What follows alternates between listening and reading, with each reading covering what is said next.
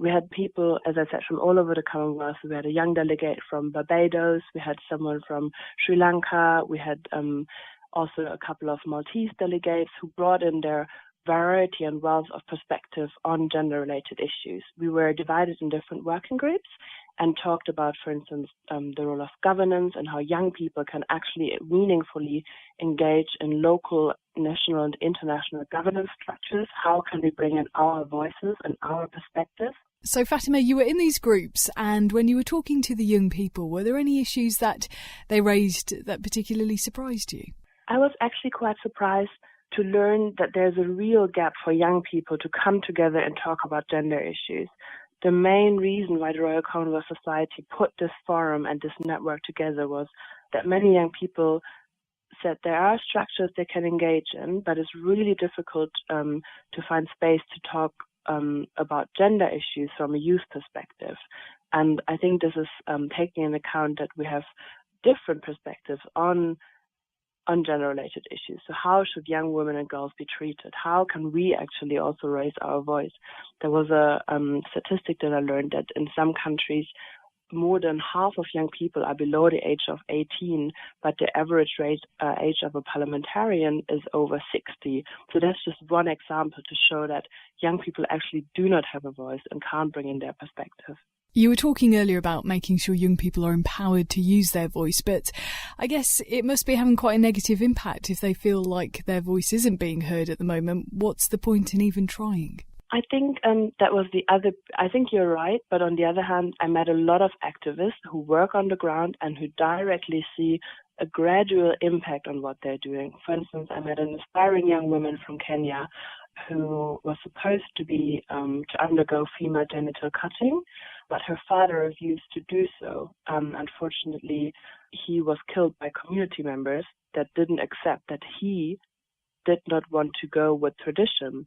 But she is now an inspiring 20-year-old young woman who works in communities and tells girls that they have a right to health and they have a right to say no to undergone cruel practice. So yes, you're right. It's a bit difficult to keep the energy up, but when you meet other inspiring activists, it's very easy to draw energy again and see the whole point of why we're working so hard to bring youth voices in different spaces. I understand you're also looking at post-2015 and the development goals. What kind of challenges were you discussing here? So I think the understanding at the moment is that new targets can't really be brought to the table because we're in a quite late stage of discussing the post-2015 framework. But one of the main outcomes of the forum and our working last week was that we created a document which is called the Gender Agenda, Youth Perspectives from Across the Commonwealth.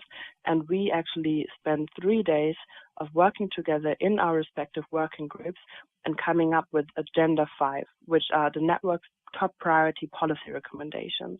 And one of that, and in all of these recommendations, we also refer to post-2015 and really try to come up with concrete, measurable and implementable recommendations on what policymakers can do. And we actually thought about what are our next steps. We will continue to be in touch. It's not a one-off forum. And we will start with a monthly call from next month on and think creatively on how we can bring our knowledge and our diverse perspectives within the policy space, including post-2015. And Fatima, your normal job role is about educating young people about sexual and reproductive health and rights. Is this part of the gender-related issues that were being discussed during the week? Young people should have access to information and access to youth-friendly services that support them in reducing risky behavior. And that was the basis of our discussions that I found really important, because sexual and reproductive health and rights might be perceived as a topic that covers a lot of different issues. But from my perspective and the work that Progressio is doing, we're looking at the need to educate young people and give them information and empower them to make decisions that are beneficial for them. And with beneficial for them, I mean for their mental and physical health. And Fatima, what is your favourite aspect about doing your work? To meet inspiring people, to meet people that have a wealth of experience and can teach me more about their life and what inspires them, what keeps them going, and what they aspire to achieve in life. For everyone who's engaging in whatever space it might be on a community level, working in a local council, or working on a higher level, maybe in a union, try to bring in young people to the table, because they have not only a lot to say, but are also very willing to listen and hear more from your experience and learn from that experience and bring them in their own work. Fatima Haase from Progressio, thank you very much for joining us. Thank you very much for having me today.